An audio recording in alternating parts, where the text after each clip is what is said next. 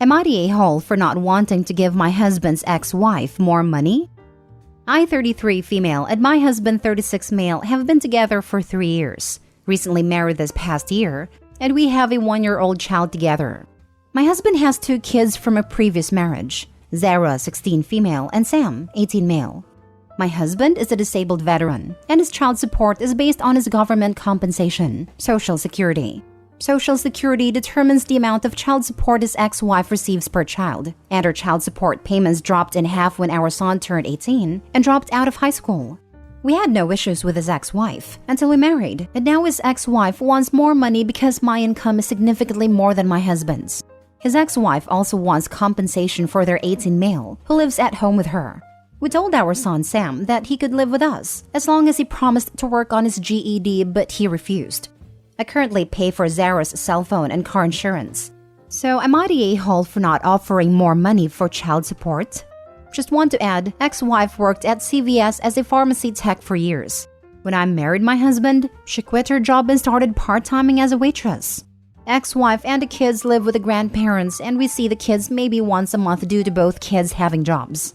Ex-wife does not want to go to court because she is still paying on lawyers' fees from her second marriage and custody battle. So, she wants us to come to an agreement to give her more money. Now for the top comments. Not the a-hole. Take her to court. She gave up a better paying job to be a waitress and is trying to leech off you and your husband and expects you to pay for a legal adult kid who has made a bad choice of not continuing or even finishing his education? Woof. We recently found out that Zara is missing school, and the ex-wife texted my husband that she will have our daughter drop out of school before being taken to court by the school for failure to go to school/truancy. Our daughter drives to school, and her mom works evenings, so she's at home when our daughter is missing school. Seems like the husband needs to get CPS and law enforcement involved. Your income has nothing to do with his child support. Not the a-hole.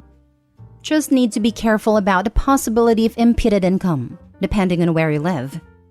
True, I live in Netherlands, and the income of the new partner may mean that you have to pay more alimony here, because from that moment on, you can share living costs with someone, which increases your financial capacity.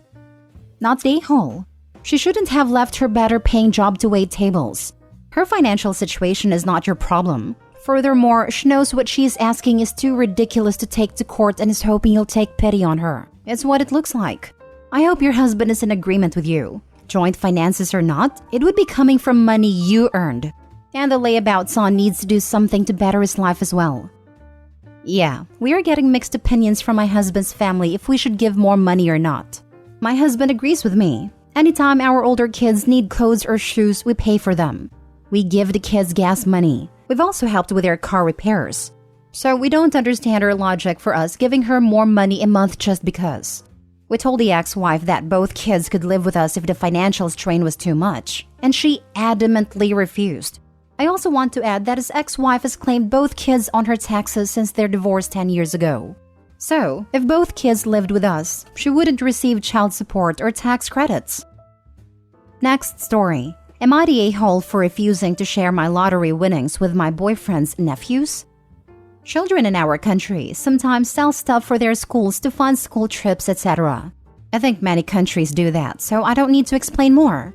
Usually, it's around big holidays, etc., and we have a Christmas lottery, something many schools sell. My boyfriend and I have been together for 13 years, and we are happily child-free. We have good incomes and comfortable living.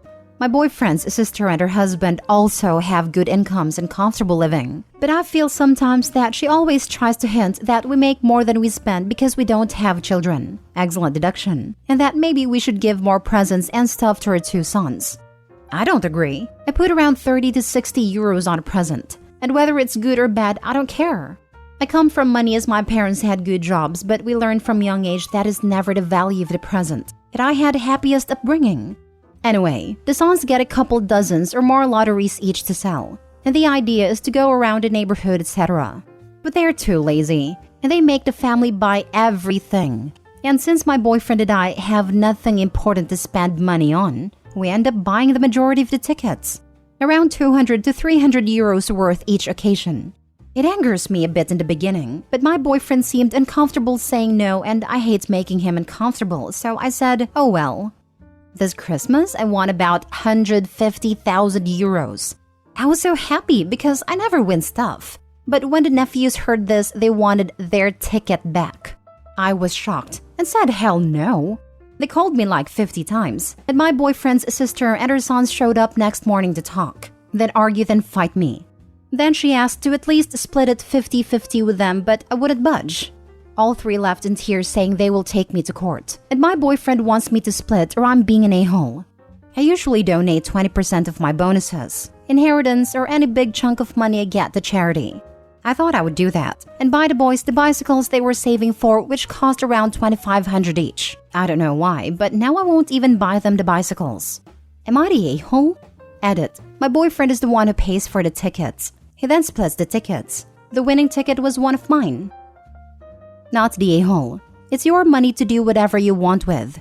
Screw your boyfriend's family for being leeches, and screw your boyfriend for not standing up for you. Hope he should take the money and pay for the boyfriend to get therapy to start learning healthy boundaries and how to say no to family. Not the a-hole. If anyone else, more specifically a stranger, had gotten that winning ticket and not you, they probably never would have asked them to split the money, because that would be rude. But since it's their uncle's girlfriend, then apparently all of that goes out the door. You bought the tickets. The transaction was finished, so they were 100% your tickets and not theirs. So I don't see why you should have to share. Not the a-hole. Which court they were planning to take you? The court of entitlement? Court of idiots? If you decide to donate some money to charity, do it in their names. Maybe buy bicycles to kids in shelter or something. Your boyfriend should learn some boundaries. If he's fine being a doormat, that's on him. But he shouldn't expect you to be. If he really thinks you are an a-hole, then maybe he isn't the one for you. And don't forget to report them to the organizers for trying to claim ownership of tickets they sold, not the a-hole OP. Not the a-hole. Seems like over 13 years you've spent thousands on these lottery tickets, plus gifts. You've been more than generous. They have no right to the winnings, any more than the clerk at a corner shop who sells a winning ticket. As for the ultra-expensive bikes, there's no reason they need them. If they are even considering such a purchase, they're not hurting financially. I'd suspect you were told about their saving up before Christmas in hopes you'd give them a significant cash gift towards the bikes, regardless of what they then spent it on. P.S. We have the same issue with fundraising in the US. Raffle tickets, cookies, whatever the kids are supposed to sell, it ends up with the parents pushing the stuff on relatives, rather than the kids selling to neighbors like it used to be. I used to make a cash donation instead. Next story. Am I the a-hole for kicking my sister and her kid out of my house because she refused to cover the damage her kid caused? My sister has been living with me for close to a year along with her 6-year-old son. She recently became homeless after what I'm gonna be nice and just call a series of bad choices. And since no one else would take her or her kid in, I decided to let them live with me until she can get back on her feet. Now, I'm a reasonable person, and I only have a few rules. Mainly, don't touch my things. Just respect my personal space and you're golden. That's not an unreasonable rule, right? Well, unfortunately, my sister just refuses to discipline her kid. Every day, it's just constant tantrums and fits. And any attempt I make to set him straight gets my sister up in arms about how he can't help it. But I try my best to bear with it, because I know these two have literally nowhere else to go. Recently as well, I finally built my own gaming PC after months of work and thousands of dollars spent, and I was beyond thrilled it came out so well. Of course, I immediately told my nephew not to touch it, and that he is under no circumstances allowed near it. He just about break everything else, so I don't think I'm being harsh here in saying I don't want him near it. I tell my sister as well to keep him away from it, but she just says I shouldn't bully him. Cut to a few days ago, and he's throwing yet another tantrum because he wants to play Minecraft on my PC. I of course tell him no, but my sister is getting on my case about how it's not fair I get to be the only one to play it. I don't have time to deal with this. I need to run errands, but I'm hoping in vain that my sister can control him for once. The actual area with my PC set up is an open room with no door. Think an office space but with figurines and such, so it's not like I can lock it off like I could do my room. Not even asking them to come with me worked, since my sister just refused and my nephew screaming and crying certainly isn't a one to deal with when shopping. Come time I return, I immediately check to see if the PC is safe, and what I find is broken glass everywhere. My monitor is on the floor and the PC tower practically in pieces. I'm beyond fuming now, and confront my sister about what happened.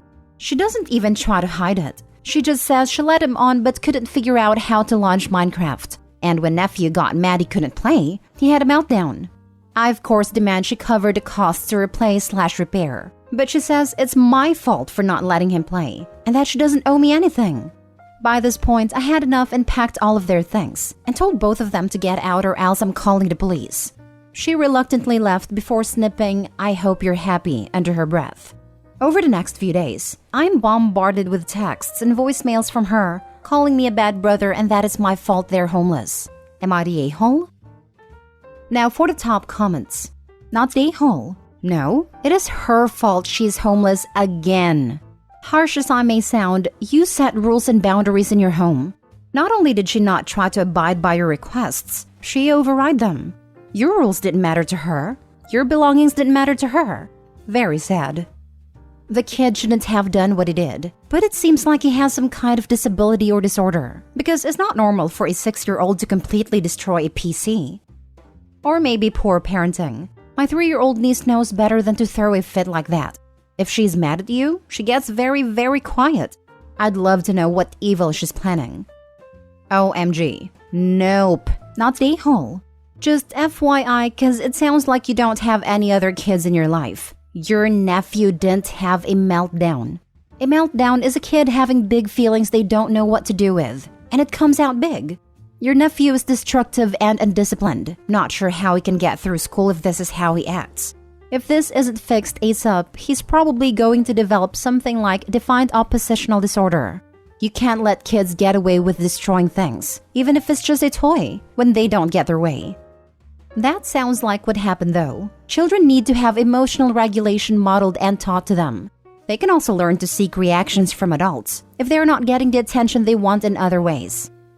Not the a-hole. I'm starting to understand what some of your sister's bad decisions might have been. The rules you set up were completely reasonable, especially since you were letting her stay there as a favor.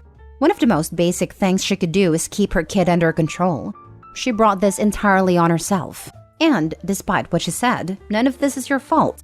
And she's going to continue to be homeless and whatnot until she takes responsibility for her own choices. Last story. Am I the a-hole for screwing over my sister-in-law? I, 26 female, have been married for 7 years. My husband and I were young when we got together, and as a result, I became like another kid to his parents. But that's a story for just now. Anyways, I never thought of his sister, 27 female, as anything less than my own. So when she had her kid, 2 male, I was excited. I've got my own kids, but I was happy to have a nephew. So my sister-in-law lives next door with her parents. The issue is that I've become the baby drop-off center. I need to run to the store turns into me texting her 4+ hours later trying to figure out where she is. It's always someone else's fault on why she's late. I'm in college online though and can't exactly do my work when her kid is on a sleeping schedule of 2 a.m. to 8 a.m. My kids attend school and need their sleep though they have a decent bedtime. I'll also add that I have a hard time telling people no and currently in therapy for that among other issues. Because of those reasons, when she came to me saying she had a job offer, she asked which of 2 schedules worked for me. Didn't even ask if I would be the babysitter. I told her neither did, so we agreed to a schedule where I'd watch him half the schedule and her parents would watch him the other. Usually her parents back out, but I told her that wasn't going to be able to happen. Well, her first interview/training is today. She told me days ago that her dad was watching her kid since he'd probably still be asleep. Okay, awesome. Then at 2 a.m. the day off, she messaged me and said, "You're still able to watch him tomorrow, right?" I hope so because I have no one else. I was angry and told her so. I told her I'm being taken advantage of, and letting me know last minute she wasn't having her dad watch him isn't okay. Dad isn't sick, just didn't want to. I told her how it isn't right that everyone else can say that they don't want to and it's okay because she knows I have a hard time saying no. It ended with her apologizing and begging me to keep him, but I still said no. She told me she will lose the job if she can't find a babysitter. And I told her he isn't my kid, so it's not my issue. My mother-in-law then messaged me telling me she's going to straighten me out and that if my nephew is such a bother, then I just won't keep him anymore. She also told me I'm an awful person for screwing over my sister, and she expected more from me. My husband agrees with me but won't say anything to his mom and sister. Am I the a-hole? Should I watch him anyways? Not the a-hole. Both you and your husband need to stand your ground. You aren't responsible for sister-in-law's kid. If your mother-in-law is so upset, why doesn't she look after her grandchild? Both you and your husband need to start setting some boundaries with sister-in-law. Otherwise, they will continue to take advantage of you not being able to say no. Your kids and your family come first. Added to say that your husband is the a-hole for not backing you up here. He may agree with you, but him keeping quiet is just as bad. He needs to grow a backbone and speak to his sister and parents. Agreed. If Opie's husband doesn't talk to her parents, they will continue to take advantage of Opie's inability to speak. This will not end Opie's problem. Massive not the a-hole.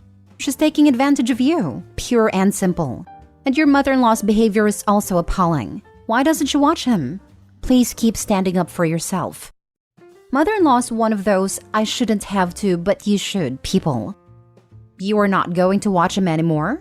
Okay, mother-in-law, you can do it then and not back out. Straighten me out? Now, lady, I am straight a line about my personal space and not watching your grandkids. Awful person? Cool. Don't call or message me anymore if I am awful. Not the a-hole.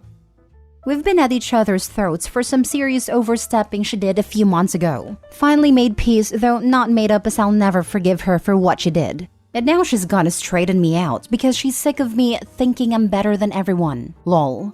This isn't the first time she's said that. It lasted a day before I had my nephew again. Stand your ground and polish your spine. Do not take your nephew again. As for your mother-in-law, her language toward you more than justifies cutting her off for a while and not allowing her to be around your child. She freaking threatened you.